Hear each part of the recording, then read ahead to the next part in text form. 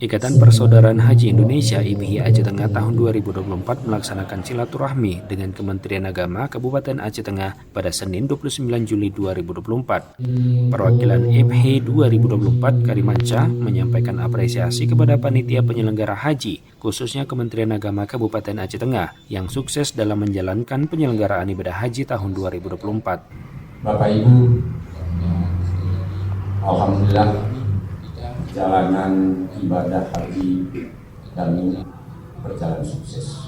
Mudah-mudahan menjadi haji yang mabrur. Suksesnya penyelenggaraan itu sangat ditentukan oleh peran Bapak Ibu dari Kementerian Agama.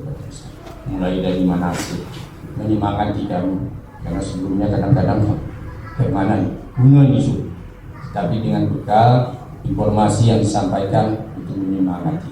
Alhamdulillah itu berjalan lancar.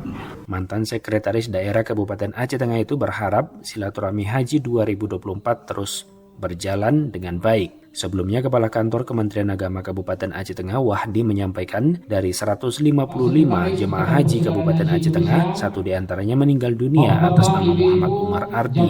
Satiran, Ararita Kengon melaporkan.